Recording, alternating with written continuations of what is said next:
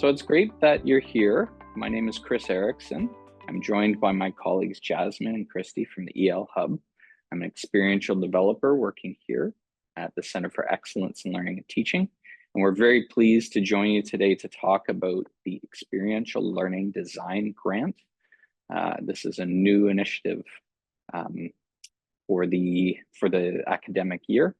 And I'll get into some of the details there. If you'd like to introduce yourself, include your pronouns, your program, your unit, department, etc. Feel free to do that in the chat as well. You should all have access to that. Next slide, please, Jasmine. I do want to offer a land acknowledgement. Toronto, where Toronto Metropolitan University is located, is in the Dish with One Spoon Wampum Belt territory. It's a treaty between the Anishinaabe, the Mississaugas of the Credit, and the Haudenosaunee that bind them to share the territory and protect the land.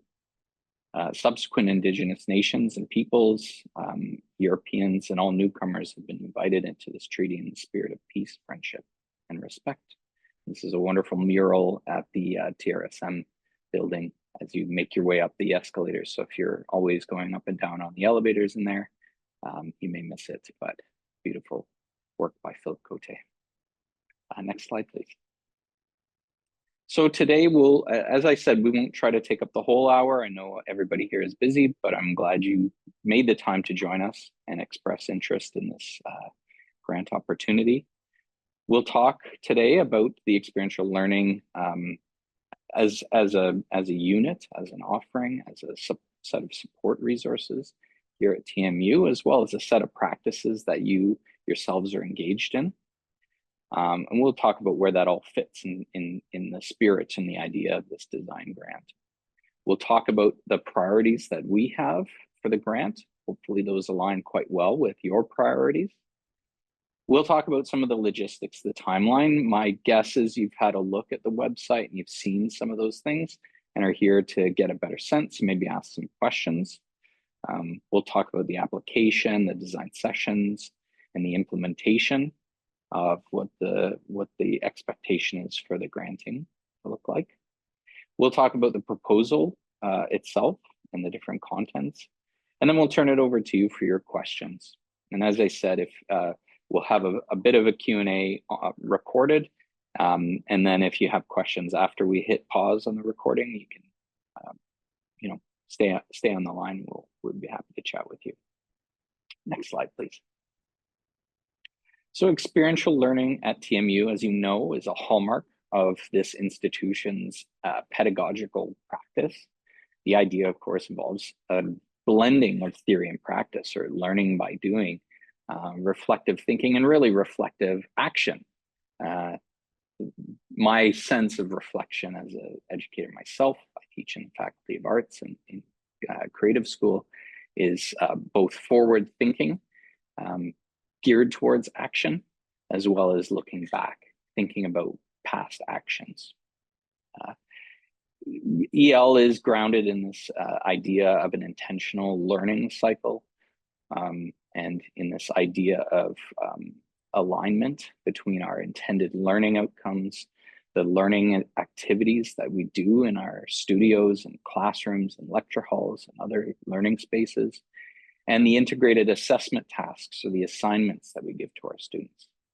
A lot of this is defined and laid out in a lot of really rich terms in the Senate Policy 169 on experiential learning, which defines core defining aspects of EL as having clear learning outcomes, as constituted by a curated experience, as intentionally integrated, as involving reflection that's ongoing. So again, looking back, looking forward, and as being or having assessments that are constructive or developmental and encouraging students, as well as other stakeholders in the EL process to move forward.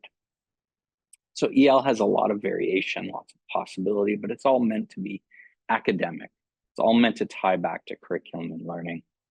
At TMU and at other places, EL can be optional, or it can be required. It can be available at the program level and within courses. It could be for credit, it could be for pay, or just for experience, including on co-curricular records.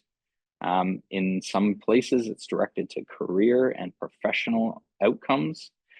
In others, it's for entrepreneurship, for change and justice and reconciliation. There's many, many ways and forms EL can take and that EL can be in curriculum. Some formal models that you're probably familiar with are work integrated learning, which is, you know, those suite of practices related to co-op and internship, but also design charrettes, apprenticeships, which we don't see a whole lot of at this institution. But EL is also community-based learning, and that includes participatory research, community-based learning projects, and other kinds of project-based learning. There's also a range of simulations, those that involve live actors, like we have here at our live actor simulation, and other kinds of case-based learnings. Things that happen in laboratories, things that happen in studio, in workshops, in maker spaces and hubs. It's a pretty endless and very inclusive list here. Next, please. What that means in practice, though, of course, is that there may be reflection-based activities, reflective writing assignments. There may be community, industry, or professional involvement. You know, third parties external to the institution come in and get themselves involved in course delivery, or field trips and site visits where students go out to some of these third-party organizations or community institutions, workplaces as well. EL might include building bridges across TMU departments and units to enrich student learning experiences. There may be some community engaged or industry projects that within the scope or space of a single term might be done as well. These are examples of what we're thinking of when a successful grant recipient for this grant might be proposing, but there are many, many more options and opportunities and ideas, of course, that we haven't even considered. So we welcome all those. Next, please. As it says here, the projects we're looking for are proposals for course level EL integration. These may be short-term innovations. The idea, however, being that we want to see some ways and some ideas of how teaching practice could be strengthened, or how departments and units could further offer high quality experiential learning that benefits student learning. This grant might be well suited for partnership development, that it would include learning activities that initiate or strengthen cross-campus relationships and partnerships. It might be used for access and inclusion improvements, ways to enhance participation for students, and particularly for those who may face barriers to EL opportunities or specific access challenges in certain kind of disciplines or fields, STEM being one of the ones that is often brought to mind. The idea here might involve innovation at integrating different kinds of activity. So we've got a number of labs, lecture halls, studios, and other campus spaces that are part of our learning process. What are some ways that we can bring EL into these spaces where it hasn't necessarily been brought in before, or where it has been brought in? What are some things to advance it even further?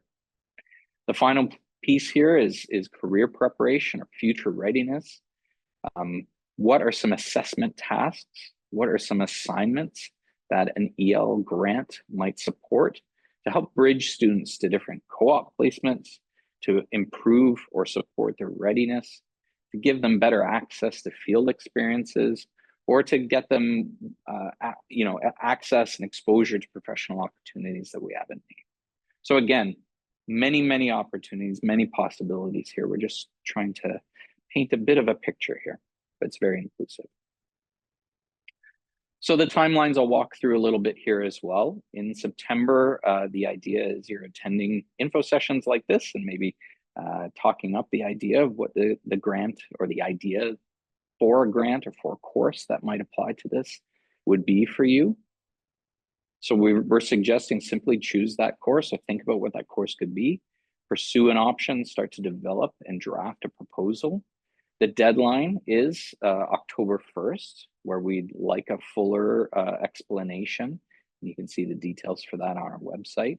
But the idea really here is that you're outlining ideas and providing us a sense of the activities you'd like to carry out with the grant support for winter 2026 implementation. So a course that you have planned and that you have on the books for that term.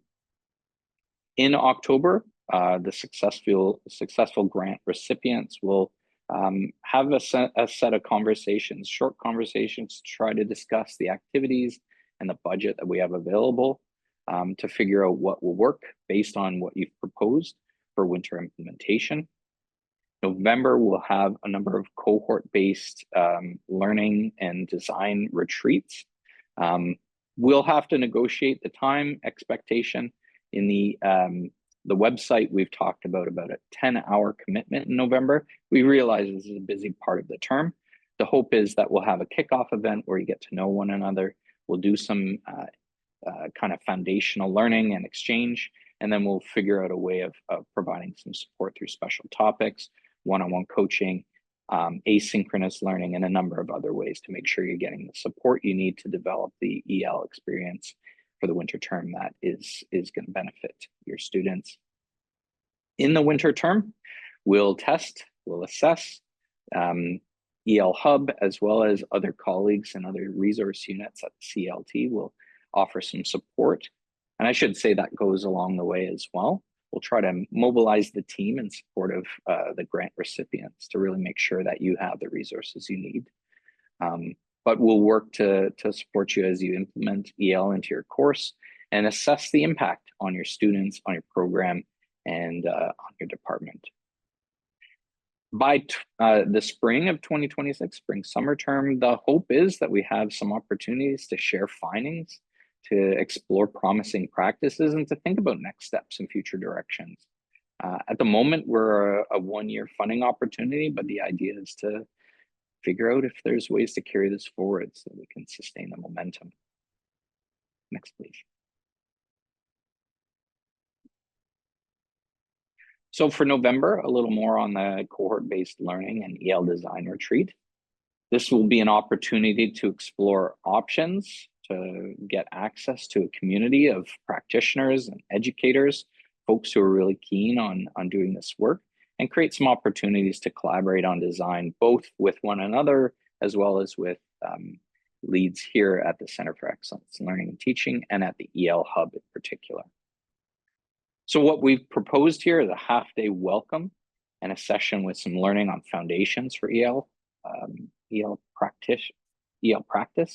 So some topics might include questions about authentic assessment and constructive alignment, some EL design approaches and tools that you can use to aid your process, some consideration for inclusion, equity, and belonging in EL, as well as student well-being. There's a bit of a cognitive load, as I'm sure some of you have come across, with students learning new ways of doing experiential learning. So what are some approaches to support them in that process? We'll also consider some ways to share knowledge in an ongoing way and to get some practice with some hands-on planning that will support your implementation in the winter. We're proposing a few more hours of special topic sessions, really dependent on what you are proposing and what aligns well with each other, as well as one-on-one kinds of coaching. The grant proposal contents, we're asking for, we've got a bit of a different language here, and we can open up the link in a minute, but really what we're asking for is a rationale. Why is EL the right approach for what you're trying to do? What about experiential learning is going to offer really tremendous benefit for your students, offer you opportunities to really propel your instructional and pedagogical practice? Tell us more about that, about EL and your practice. We want to hear some brief details about the funded activities you're proposing. As it says here with the asterisk, a formal budget does not need to be submitted at this stage, but we are keen to know in broad strokes what you're trying to accomplish, so that when we have those follow-up conversations with the successful recipients in October, we have a better sense of where you want to go with it and how we might get there together. We want a bit of a sense of the experience that students will have. So what's a description that you can provide us about the benefits that students will receive. We want to know some of your plans on how you might address EDIA questions and concerns. Some of these are maybe at the faculty or department level. So we'd love to hear some consideration on how you approach equity, diversity, inclusion, and accessibility, as well as decolonization in your practice. And then finally, we want to hear a little bit about the partners that you'd hope to bring into this. Some of those may be internal partners, some of those may be external community and industry partners. Given the timeline, we would suggest strongly that you don't reach out to initiate a new partnership with an external organization, particularly with an Indigenous organization. But those are terms and questions that we can pursue. I think it would make a lot more sense to do some internal partnership building or strengthen an existing external partnership with this grant, given the timelines. Again, we can talk about this a bit more. Next, please. Thank you so much for your time. Jasmine, maybe you can bring it to the final slide, just so folks have access to our contact information. You can stick around, and if you don't want to stick around, I appreciate you showing up today, but I am happy to stick around and chat. And for those at home, you get a bit of a short recording. Happy to follow up with questions and our responses as well. Thank you so much.